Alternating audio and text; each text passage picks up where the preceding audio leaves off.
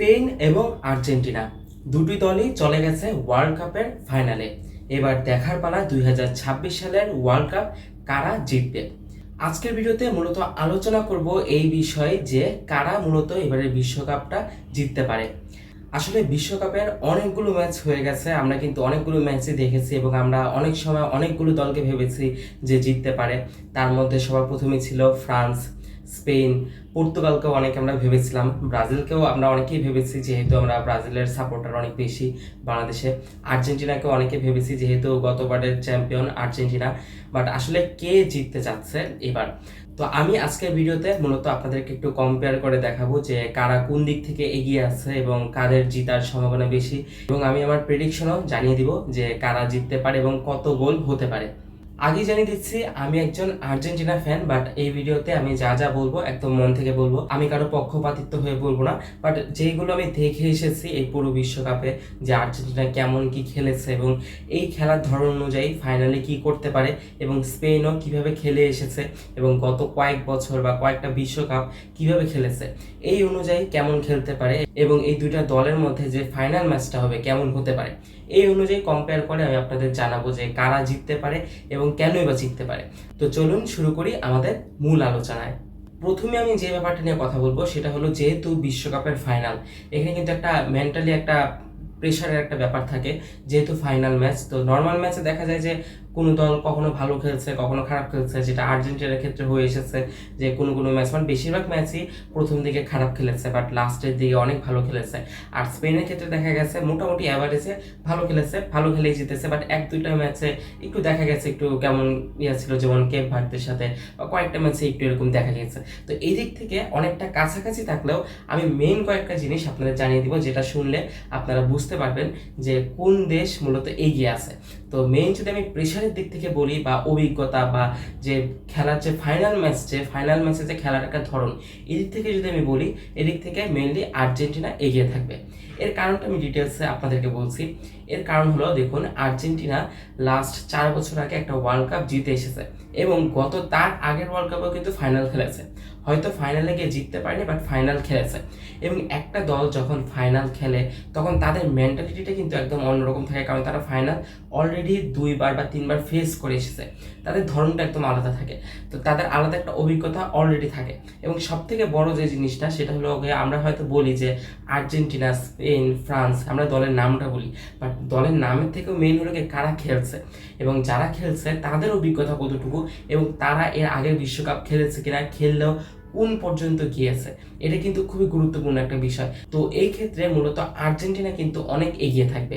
এর কারণ আমি যদি ডিটেলসে বলি, দেখুন আর্জেন্টিনায় যে প্লেয়ার আছে যারা 11 জন খেলবে বা 15-16 জন যারা আছে, তাদের বেশিরভাগই কিন্তু আগের বিশ্বকাপও খেলেছে। ডিপল থেকে শুরু করে মেসি বা যারা ছিল তারা কিন্তু বেশিরভাগই কিন্তু আগের বিশ্বকাপও খেলেছে। আলভারেজও ছিল। মেইন যারা ভালো প্লেয়ার তারাও কিন্তু আগের বিশ্বকাপ খেলেছে এবং তারা আগের বিশ্বকাপে ফাইনাল পর্যন্ত গিয়েছে, মানে তারা কোয়ার্টার ফাইনাল, সেমিফাইনাল, ফাইনাল সব কিছু ফেস করেছে এবং ফাইনালে জিতে এসেছে। তো তাদের মধ্যে অটোমেটিক একটা ভাব আছে যে তারা বিশ্বকাপের ফাইনাল খেলেছে এবং খেললে কিভাবে প্রেশারটা কাজে লাগাতে হয়, কিভাবে কি করতে হয়, সব কিছু অভিজ্ঞতা কিন্তু তাদের মধ্যে আছে। আর এই ক্ষেত্রে স্পেন কিন্তু অনেকটাই পিছিয়ে আছে। এই ক্ষেত্রে স্পেনের জায়গায় যদি ফ্রান্স থাকতো তাহলে ফ্রান্স কিন্তু অনেকটাই এগিয়ে থাকতো, কারণ ফ্রান্স যেহেতু আগের 2-3 বিশ্বকাপ ফাইনাল বা অনেক ভালো খেলে এসেছে এবং গত বিশ্বকাপে ফাইনালেও গিয়েছে এবং আর্জেন্টিনার সাথেই খেলেছে। তো এই ক্ষেত্রে যদি আর্জেন্টিনার বিপক্ষে যদি ফ্রান্স থাকতো তাহলে কিন্তু ফ্রান্সের জেতার চান্স অনেকটাই বেশি থাকতো।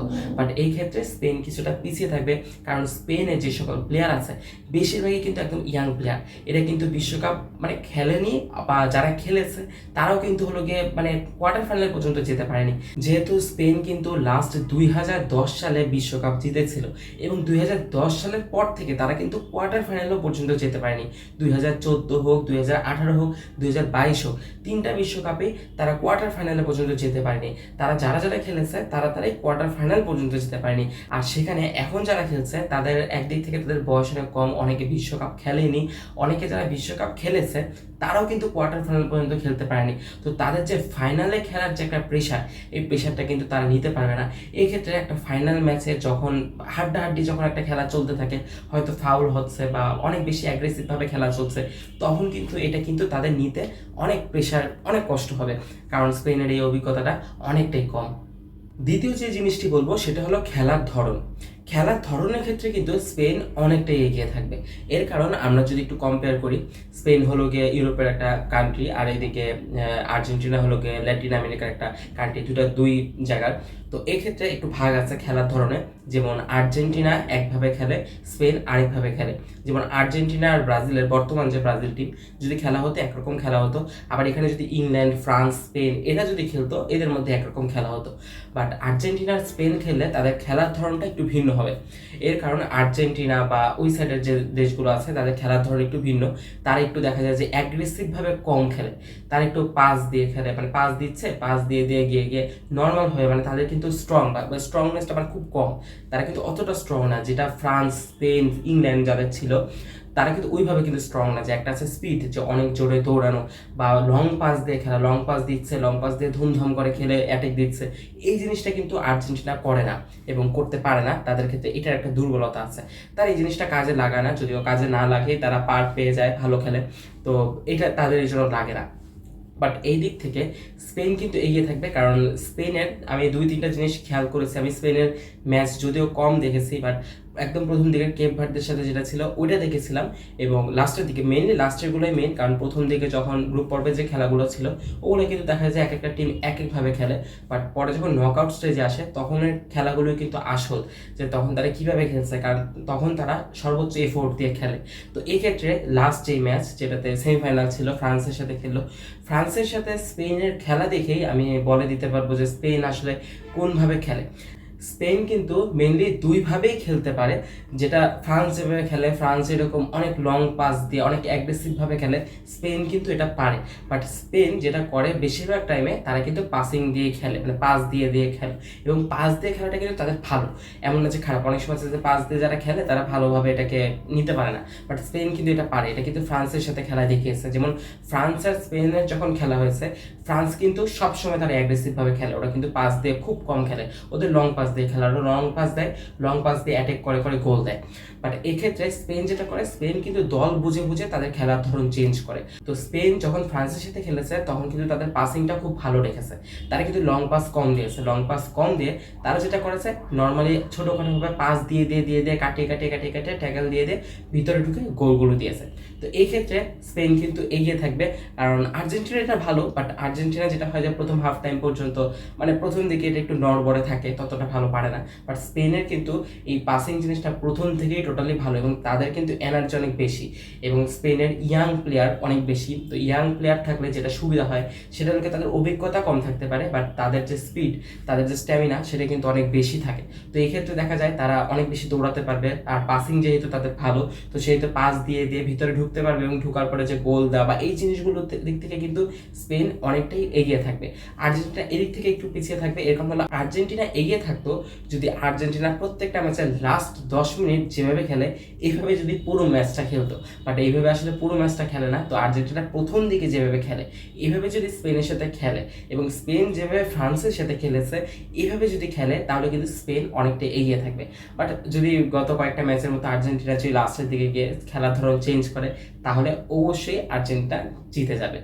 এখন আমি যদি এই বিশ্বকাপের যে হিসাব নিকাশ এটা অনুযায়ী যদি বলি যে স্পেন এগিয়ে থাকবে নাকি আর্জেন্টিনা এগিয়ে থাকবে, তাহলে এখানে একটু বিস্তারিত আলোচনা করতে হবে। তাহলে যদি প্রথমে আমি সংক্ষেপে বলতে চাই, তাহলে হলো গিয়ে যদি নকআউট পর্ব পর্যন্ত বলি, তাহলে হলো গিয়ে স্পেন তখন এগিয়ে থাকবে। বাট লাস্ট ম্যাচ, মানে ইংল্যান্ডের সাথে আর্জেন্টিনা যেভাবে খেললো, ওই ম্যাচ সহ যদি বলি, তাহলে আর্জেন্টিনা এগিয়ে থাকবে। তো এই ব্যাপারে যদি একটু বিস্তারিত আলোচনা করি, তাহলে স্পেনের ক্ষেত্রে যদি দেখি, স্পেন এবার বিশ্বকাপে প্রথম ম্যাচ খেলেছিল কেপ ভার্দের সাথে। এই কেপ ভার্দের সাথে আসলে বলে লাভ নেই, কারণ এটা ড্র হয়েছিল 0-0 গোলে। বাট এটা আসলে বলে লাভ নেই, এই কারণে কেপ ভার্দের দলটা একদম নতুন ছিল এবং তারা অনেক ভালো খেলেছে। তাদের গোলকিপার থেকে শুরু করে ডিফেন্ডাররা খুব ভালো খেলেছে। তো যেহেতু তারা ডিফেন্ডার দিয়ে মূলত এফোর্টটা দিয়েছে, এই কারণে ম্যাচটা ড্র হয়েছিল। তো এই ক্ষেত্রে স্পেনের খেলাটা আসলে ওই ম্যাচে আমি বুঝে ওইটা অনুযায়ী আমি বলতে পারবো না যে ওই ম্যাচটা ভালো খেলেছে বা খারাপ খেলেছে ওই অনুযায়ী আমি বলবো না, অন্ততপক্ষে ওই ম্যাচের জন্য আমি বলবো না। আমি যদি পরের ম্যাচগুলো বলি, এর পরের ম্যাচ খেলেছে সৌদি আরবের সাথে, সৌদি আরবের সাথে 4টা গোল দিয়েছে। তো এই ক্ষেত্রে যদি বলি, হ্যাঁ স্পেন ভালো খেলেছে এবং ওই ম্যাচটা আসলে অনেক ভালো খেলেছিল, কারণ সৌদি আরব মোটামুটি ভালো খেলে, মানে ভালো খেলে বলতে গেলে 4 গোল খাওয়ার মতো খেলে না। তো ওই ম্যাচে যেহেতু 4 গোল খেয়েছিল এবং খেলার ধরন দেখে বোঝা গিয়েছিল যে স্পেন ওই ম্যাচটা ভালো খেলেছিল। এখন ওটা একটা কারণ ছিল, যেহেতু কেপ ভার্দের সাথে একটা ড্র হয়েছিল, তার কারণে পরের ম্যাচটা খুব এফোর্ট দিয়ে খেলেছিল, যার কারণে 4টা গোল দিয়েছিল। এরপরে উরুগুয়ের সাথে খেলেছে, উরুগুয়ে কিন্তু একটা ভালো টিম, পাওয়ারফুল টিম, তো উরুগুয়ের সাথে 1 গোল দিয়েছিল, এটাও বলা যায় যেটা ভালো ছিল। এবং তারপর অস্ট্রেলিয়ার সাথে 3 গোল দিয়েছে, এই ম্যাচটাও ভালো ছিল, অস্ট্রেলিয়াও মোটামুটি ভালো খেলে, তো তাদের সাথে 3 গোল দিয়েছে, এটাও কিন্তু তাদের ভালো একটা গেম ছিল। এবং খেলার ধরন যদি আমি বলি, খেলার ধরনও কিন্তু ঠিকঠাক ভালো ছিল। এবং তারপরে কি যখন রাউন্ড অফ 16-এ খেললো, তখন কিন্তু খেললো পর্তুগালের সাথে, এবং পর্তুগালের সাথে 1 গোল দিয়ে জিতেছিল, এবং এটা একদম লাস্ট মুহূর্তে। তো এই ক্ষেত্রে স্পেন আমি বলবো তখন কিছুটা পিছিয়ে গিয়েছিল, কারণ পর্তুগালকে অনেক হয়তো বলবে এগিয়ে রাখবে, বলবে যে পর্তুগাল তো ভালো টিম, তো স্পেন যেভাবে জিতেছে এটা ঠিক আছে। বাট আমি বলবো না, এর কারণ হলো গিয়ে পর্তুগালের যেসব প্লেয়ার আছে, প্লেয়াররা কিন্তু খুবই ভালো, বাট ওরা কিন্তু যে টিম ওয়াইজ যে একটা খেলা, ওই খেলাটা কিন্তু খেলতে পারেনি, এবং ওই ম্যাচটা কিন্তু অতটা ভালো খেলেনি। তারা শুধু উজবেকিস্তানের সাথেই অনেকটা ভালো খেলেছিল, বাট স্পেনের সাথে কিন্তু অতটা ভালো খেলেনি। তো এই ক্ষেত্রে স্পেনের খেলাটা পর্তুগালের সাথে আরেকটু ভালো হওয়া দরকার ছিল। মানে আমি কম্পেয়ার করছি বিশ্বকাপের সাথে, ফাইনালের সাথে তুলনা করে, যে তাদের খেলার ধরন অনুযায়ী কেমন হলে তারা ফাইনালে জিতার জন্য অনেক বেশি এগিয়ে থাকতো। তো এইভাবে আমি বলছি জিনিসটা। তো এই ক্ষেত্রে তারা যদি পর্তুগালের সাথে আরেকটু ভালো খেলতো, তাহলে বোঝা যেত না তারা অনেক বেশি স্ট্রং, স্পেন অনেক বেশি স্ট্রং হয়ে এবার বিশ্বকাপে এসেছে। বাট তাদের ক্ষেত্রে দেখা গেছে এক একটা ম্যাচ একটু এক একটা এক ভাব ছিল, কোনোটা অনেক ভালো খেলেছে, কোনোটা একটু নড়বড়ে ছিল, যেমন পর্তুগালটি একটু নড়বড়ে ছিল, বাট লাস্টের দিকে গিয়ে গোল দিয়ে দিয়েছিল। এরপরে বেলজিয়ামের সাথেও ভালো খেলেছে, 2-1 গোলে জিতেছিল, এটা একটু চাপ ছিল, হেরে যাবে বা জিতে যাবে এরকম একটা ভাব ছিল, বাট মোটামুটি ভালো খেলে জিতেছে। মানে প্রত্যেকটা ম্যাচ কিন্তু চাপ নিয়ে নিয়ে, আর্জেন্টিনার মতো চাপ নিয়ে নিয়ে জিতেছে। যদিও আর্জেন্টিনা অতিরিক্ত চাপ নিয়ে জিতেছে, একদম লাস্ট মোমেন্টে গোল দিয়ে, স্পেনের এটা হয়নি, বাট চাপ ছিল। আর তারপরে যদি বলি, তারপরে তো সেমিফাইনাল ফ্রান্সের সাথে খেললো, এই ম্যাচটা ভালো ছিল। এবং এই জিনিসটা হলো কি সবথেকে গুরুত্বপূর্ণ, আমরা যদি নক আউট করবো, রাউন্ড অফ 16, কোয়ার্টার ফাইনাল বা নক বা প্রথম যে ম্যাচগুলো সেগুলো দেখি, এই ক্ষেত্রে আর্জেন্টিনা এবং স্পেন কিন্তু সেম, তারা কিন্তু নর্মালি খেলে খেলে খেলে খেলে পার হয়ে এসেছে। এবং স্পেন আর আর্জেন্টিনা দুটো দলই সেমিফাইনালে অনেক ভালো খেলে জিতেছে। আর্জেন্টিনাও যেরকম একদম কামব্যাক দিয়েছে, সেমিফাইনালে খুব ভালো খেলে জিতেছে, তো সেমভাবে স্পেনও কিন্তু সেমিফাইনালে অনেক ভালো খেলে ফ্রান্সের সাথে অনেক ভালো খেলে জিতেছে। বাট যদিও আমি এই ক্ষেত্রে আর্জেন্টিনাকে এগিয়ে রাখবো, এর কারণ ইংল্যান্ড কিন্তু প্রথম দিকে অনেক ভালো করেছে। ইংল্যান্ড কিন্তু আর্জেন্টিনার সাথে ভালো একটা ফাইট দিয়েছে, দুইটা দলই পারস্পরিকভাবে ভালো ফাইট দিয়েছে, এবং ভালোভাবে ফাইট দেওয়ার পরে আর্জেন্টিনা ম্যাচটা জিতেছে। অন্যদিকে ফ্রান্স আর স্পেনের খেলা আমরা কিন্তু আসলে ভেবেই নিয়েছিলাম এটা হলো আরেকটা ফাইনাল, কারণ দুইটা দলই অনেক ভালো খেলে, একটা জমজমাট খেলা হবে। বাট আমার মনে হয়েছিল যে ফ্রান্স ওখানে অনেকটা দুর্বল হয়ে পড়েছিল, ফ্রান্স তাদের যে খেলার ধরনটা তারা কিন্তু খেলতে পারেনি। আমি এটা বলবো না যে স্পেন অনেক ভালো খেলেছে দেখে ফ্রান্স পারেনি, ফ্রান্সেরও নিজের ঘাটতি ছিল, ওই ম্যাচটা অতটা ভালোভাবে তারা খেলেনি। কারণ যদি দুইটা দলই যেহেতু ভালো, যদি দুইটা দলই ভালো খেলতো, এটা কিন্তু দেখলে বোঝা যেত। বাট দেখিয়ে বোঝা গিয়েছিল স্পেন ভালো খেলেছে, স্পেন আরও ভালো খেলতে পারতো, বাট না, যথেষ্ট ভালো খেলেছে যেহেতু ফ্রান্সের সাথে, বাট ফ্রান্স কিন্তু তাদের দিক থেকে অনেকটাই খারাপ খেলেছিল। তো এই ক্ষেত্রে আমি স্পেনের পাওয়ারটা আমি ওইভাবে বুঝে পাইনি। বাট যেহেতু ফ্রান্সের সাথে খেলে আলাদা একটা অভিজ্ঞতা নিয়ে, আলাদা একটা নিয়ে আসছে, তো স্বাভাবিকভাবে তাদের একটা পাওয়ার থাকবে। আর এই ক্ষেত্রে আমি আর্জেন্টিনাকে অনেকটাই আগিয়ে রাখবো, কারণ আর্জেন্টিনা গেম চেঞ্জ করে দেয় খুব কম সময়, তো এই ক্ষেত্রে আর্জেন্টিনার চাপটা অনেক কম থাকবে। সাধারণত দেখা যায় বিশ্বকাপের ফাইনালগুলোতে যেটা হয়, প্রথমে যারা গোল দেয় তারা কিন্তু অনেকটাই এগিয়ে থাকে, কারণ তারা মানসিকভাবে প্রেশার থেকে শুরু করে সব কিছুর দিক থেকে তারা অনেক এগিয়ে থাকে। বাট আর্জেন্টিনার ক্ষেত্রে এটা কিন্তু কোনো প্রভাব ফেলতে পারবে না। এমন যদি হয় যে হাফ টাইম পর্যন্ত একটা গোল খেয়েও বসে থাকে আর্জেন্টিনা, এক্ষেত্রে কিন্তু আর্জেন্টিনার কোনো চাপ থাকবে না, কারণ আর্জেন্টিনা মাথায় থাকবে যে তারা কিন্তু আগে কতগুলো ম্যাচই এইসব ম্যাচ তারা বের করে আনতে পেরেছে, এবং তারা এটা জানে। তো এই ক্ষেত্রে তাদের চাপ থাকবে না, তারা প্রেশার ছাড়া খেলতে পারবে। অন্যদিকে স্পেন যখন ফাইনাল ম্যাচে গিয়ে একটা গোল খেয়ে যাবে, বা হলো কি একটা গোল দিলেও তাদের কিন্তু একটা চাপ থাকবে, কারণ তারাও আবার জানে যে আর্জেন্টিনা এই গোলটাকে আবার রিকভার করে আবার নিজেরা গোল দিয়ে দিতে পারে। বাট স্পেনের ক্ষেত্রে এই জন্য কিন্তু একটা প্রেশার থাকবে, চাপ থাকবে, বাট আর্জেন্টিনার ক্ষেত্রে এই চাপটা অনেকটাই কম থাকবে। এখন যদি আমি একদম শেষ মুহূর্তে এসে একটা কম্পেয়ার করে বলি যে কে জিততে পারে, কার জেতার চান্স বেশি, ওই হিসাবে ফাইনাল হিসাবে এবং লাস্টের যা যা হয়েছে সব কিছু কম্পেয়ার করলে আমি আর্জেন্টিনাকে সব থেকে বেশি এগিয়ে রাখবো। আমি আর্জেন্টিনাকে এগিয়ে রাখতাম না যদি আর্জেন্টিনা ইংল্যান্ডের সাথে না খেলতো সেমিফাইনালটা, এবং ইংল্যান্ড যেভাবে খেলেছে এভাবে যদি না খেলতো। আমি সেমিফাইনাল যখন দেখেছি আর্জেন্টিনা ইংল্যান্ডের সাথে একটা ভালো রকমের কামব্যাক দিয়েছে, ভালো মতন খেলে জিতেছে, তখন আমার মধ্যে এই আশাটা এসেছে যে না, আর্জেন্টিনা কাপটা পেতে পারে। এবং স্পেনও ভালো খেলে ফাইনালে উঠেছে, আর্জেন্টিনাও ভালো খেলে ফাইনালে উঠেছে। বাট দুইটা দলের মধ্যে পার্থক্যটা হলো আর্জেন্টিনা যখন ভালো খেলে খেলে খেলে খেলে কোনো মতে ভালো খেলে খেলে প্রেশার নিয়ে এনে ফাইনালে ওঠে, তখন তাদের ফাইনালে জেতার চান্সটা অনেক বেশি হয়ে যায়, কারণ তাদের অভিজ্ঞতা, তাদের ওই নলেজটা, প্রেশারটা ধরে রাখা সব কিছু তাদের অনেক বেশি থাকে। বাট স্পেনের যেটা হবে, স্পেন ভালো খেলে, সব কিছুই ভালো, বাট তারা ফাইনালে গিয়ে এই ক্ষেত্রে একটা চাপে পড়বে। তো এই ক্ষেত্রে আমি মনে করি স্পেনের থেকে আর্জেন্টিনা অনেক এগিয়ে থাকবে এবং আর্জেন্টিনার জেতার চান্স অনেকাংশেই বেশি। তো আমি এখন প্রেডিকশন দিব যে কত গোল হতে পারে, কি হতে পারে। তো এটা মেনলি আমার ধারণা, আমার যেটা মনে হয় সেই অনুযায়ী, আমি আগের যে খেলাগুলো দেখেছি সেই অনুযায়ী বলবো। এবং আমি যতটুকু আমার মনে হচ্ছে ধারণা যে স্পেন আর আর্জেন্টিনার মধ্যে হাড্ডাহাড্ডি একটা লড়াই হবে। এর কারণ হলো কি, এমন না যে দুইটা দল দুই রকমভাবে খেলবে, কারণ আর্জেন্টিনাও পাস দিয়ে দিয়ে দিয়ে দিয়ে ঢুকে গোল দেওয়ার চেষ্টা করবে, স্পেনও সেম কাজটাই করবে। বাট স্পেন মাঝে মাঝে ট্রাই করবে যখন আর্জেন্টিনার ডিফেন্ডাররা যখন ভালো করবে, যেমন আগের ম্যাচে কিন্তু ডিফেন্ডাররা ভালো করেছে, তার আগের ম্যাচগুলো কিন্তু আর্জেন্টিনার ডিফেন্ডাররা ভালো করেনি। তো এই ম্যাচেও ফাইনাল যেহেতু অবশ্যই ডিফেন্ডাররা ভালো করবে, তো ভালো করলে স্পেন কিন্তু লং শট দিয়েও গোল দেওয়ার ট্রাই করবে বিভিন্নভাবে। বাট আর্জেন্টিনা এই থেকে হালকা পিছিয়ে থাকবে, তারা এটা পারে না। বাট তারা এটা না পারলেও তারা কিন্তু পাসিং দিয়ে যে গোলটা দেওয়া, যে সাইড থেকে উইঙ্গার দিয়ে যে বা হেড দিয়ে যে গোল দেওয়াগুলো, এগুলোর দিক থেকে কিন্তু আর্জেন্টিনা অনেকটাই এগিয়ে থাকবে। এই জন্য ওভারঅল সব মিলে আমি আর্জেন্টিনাকে এগিয়ে রাখছি। আর প্রেডিকশন যদি করি, আমার যেটা ধারণা যে ফাইনাল ম্যাচটা এক্সট্রা টাইমে যাবে, এটা আমার ধারণা, এক্সট্রা টাইমে যেতে পারে। আর গোলের ক্ষেত্রে যদি বলি, স্পেন একটা গোল দিবে অবশ্যই, আর আর্জেন্টিনা টোটাল 3টা গোল দিবে। আমার মনে হচ্ছে 3টা গোল দিবে। এবং যদি আরেকটু যদি বিস্তারিত বলি, তাহলে আমার যেটা ধারণা যে প্রথমে অবশ্য যে কেউ গোল দিতে পারে, স্পেনও দিতে পারে, আর্জেন্টিনাও দিতে পারে। বাট আর্জেন্টিনা যদি প্রথমে গোল দেয়ও, এই গোলটা হয়তো কোনো মতে দিয়ে দিবে, খুব ভালো খেলেছে গোল দিবে এরকম না, কারণ আমি জানি যে আর্জেন্টিনা প্রথম হাফ টাইম পর্যন্ত অতটা ভালো খেলবে না, এবং তাদের স্ট্র্যাটেজি এটা। তো আপনারা হয়তো ভাবতে পারেন যে আর্জেন্টিনা কি খারাপ খেলে, যে খারাপ খেলে দেখে হয়তো খারাপ খেলতে থাকে, পরে হয়তো গোল খাওয়ার পরে হয়তো খেলায় ফিরে আসে। আসলে কিন্তু ব্যাপারটা এরকম না। আমারও মনে হচ্ছিল প্রথমে যে ব্যাপারটা এরকম, বাট পরে বুঝলাম যে এটা তাদের খেলার স্ট্র্যাটেজি। তারা যেটা করে, তারা যেহেতু জানে যে আর্জেন্টিনার প্লেয়ারদের অতটা ফাস্ট না বা অতটা স্ট্রং না এখন, কারণ বয়স্ক প্লেয়ার এখানে অনেক বেশি, মানে কয়েকজনই আছে পুরানো প্লেয়ার, তো তারা অতটা স্ট্রং না। তো আর্জেন্টিনার যে কোচ স্ক্যালোনি, সে কিন্তু অনেক টেকনিক খাটায়। তার টেকনিকটা এরকম যে সে প্রথমে যাদেরকে নামায় তাদেরকে নিয়ে খেলায় এবং হাফ টাইম বা 60 মিনিট পর্যন্ত খেলায়। খেলানোর পরে বুঝে বুঝে মিডের দিক থেকে 2-3 জনকে নামিয়ে নতুন 2-3 জনকে পাঠায়, যে 2-3 জন ওই লাস্ট 20 মিনিট পুরা পাগলের মতো খেলতে পারবে। এবং স্ট্রাইকারদের ক্ষেত্রে কিসের জন্য গোলটা দিতে পারে, সেটার মেইন কারণটা হলো আর্জেন্টিনা কিন্তু প্রথমে 2জন স্ট্রাইকার নামায়, হয় লাউতারো মার্টিনেজ মেসি, আর নাহলে আলভারেজ মেসি। এরপরে যখন একটা গোল খায় বা ড্র অবস্থা থাকে, 60 মিনিট, 65 মিনিট বা 70 মিনিটে গিয়ে আরেকজন স্ট্রাইকার নামিয়ে দেয়, টোটাল 3জন স্ট্রাইকার নিয়ে খেলে। যখন 3জন স্ট্রাইকার নামায় এবং মিডেও 2-3 জন এক্সট্রা নামায়, মানে নতুন প্লেয়ার নামায়, তখন কিন্তু আর্জেন্টিনা একদম নতুন একটা দলের মতো নতুনভাবে শক্তি নিয়ে নামে।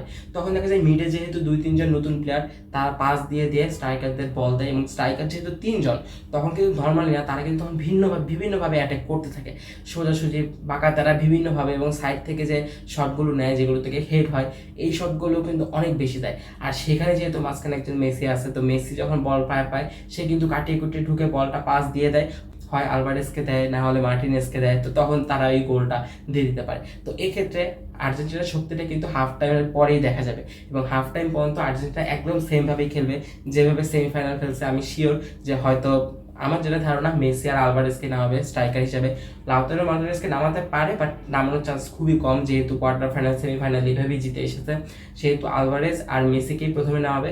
এবং যদি গোল খায়, তাহলে হাফ টাইম পর 60 মিনিট বা 70 মিনিট সময় মিডের থেকে 2-3 জনকে নামাবে, এবং তখন হলো গিয়ে লাউতারো মার্টিনেজকে নামাতে পারে। তখন কিন্তু খেলা একদম চেঞ্জ হয়ে যাবে, এবং তখন আর্জেন্টিনা তার খেলাটা বের করে নেবে। এবং আর্জেন্টিনা লাস্টের দিকে গিয়ে হয়তো মানে 70 মিনিট বা 75 মিনিট পর্যন্ত খেলা সমতায় থাকবে, বা আর্জেন্টিনা পিছিয়েও থাকতে পারে, কিন্তু লাস্টে গিয়ে আর্জেন্টিনা 3টা গোল দেবে, এটা আমার ধারণা। হয়তো হতে পারে যে 2টা গোল দিতে পারে। বাট আমার ধারণা ফাইনালে হয়তো আর্জেন্টিনা 3টা গোল দিবে এবং স্পেন 1টা গোল দিবে। এভাবেই 2026 সালের বিশ্বকাপ আর্জেন্টিনা জিতবে। যেহেতু আমি আর্জেন্টিনাকে সাপোর্ট করি, স্বাভাবিক এই দিক থেকে আমি বলছি, এবং আমি কিন্তু সব ক্যালকুলাস করে মানে যা যা আমার মাথায় এসেছে এবারে বিশ্বকাপ অনুযায়ী ওইটা অনুযায়ী আমি বলেছি। আমি কাউকে সাপোর্ট করে বা কাউকে ওইভাবে করে বলিনি। আমার পছন্দ আর্জেন্টিনা, বাট আমি আগেই বলেছি যে ইংল্যান্ডের সাথে যে খেলাটা হয়েছে মূলত এই খেলাটার কারণেই আমি আর্জেন্টিনাকে ফাইনালে এবার সব থেকে বেশি এগিয়ে রাখবো। তো যাই হোক, আজকের ভিডিও এখানেই শেষ করছি। ভিডিওটা কেমন লাগলো সবাই জানাবেন, আর আপনাদের প্রেডিকশনটা কমেন্টে অবশ্যই জানিয়ে দিবেন। তো যাই হোক, আজকের ভিডিও এখানে শেষ করছি। সবাই ভালো থাকবেন, সুস্থ থাকবেন এবং মনোযোগ দিয়ে বিশ্বকাপের ফাইনাল উপভোগ করবেন।